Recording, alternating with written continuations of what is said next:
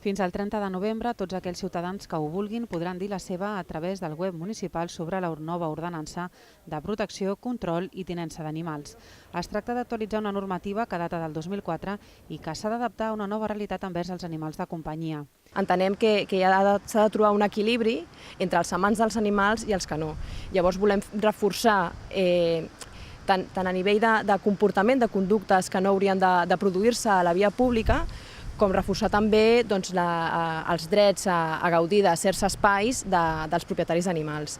La iniciativa a més s'emmarca en un procés d'actualització de diferents ordenances relacionades totes elles amb l'espai públic i que vol comptar amb l'opinió dels ciutadans.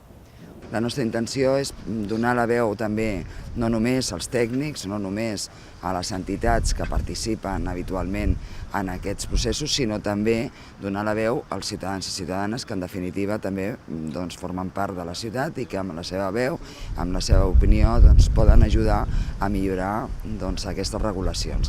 És evident que per nosaltres és important que l'espai públic sigui un espai compartit, sigui un espai per tothom. Una de les qüestions importants de la nova ordenança serà la identificació genètica de les femtes. En aquest sentit, es vol treballar coordinadament amb d'altres municipis del Baix Llobregat. Per això s'aposta per ampliar els serveis del laboratori municipal. Estem valorant les possibilitats de reconvertir el nostre laboratori municipal i prestar una altra cartera de serveis més ampliada en la qual poguéssim fer aquestes analítiques genètiques i donar servei tant a la ciutat com als diferents municipis que estan participant amb nosaltres en l'articulació d'aquest projecte. Entre les qüestions que es pensen abordar en aquesta ordenança hi ha el cens dels animals, implicar els propietaris en la neteja de l'espai públic, conscienciar que els animals no són joguines i establir-ne mesures de protecció. Un cop finalitzada aquesta consulta, es parlarà més amb entitats animalistes i s'exposarà un esborrany als diferents consells de districte.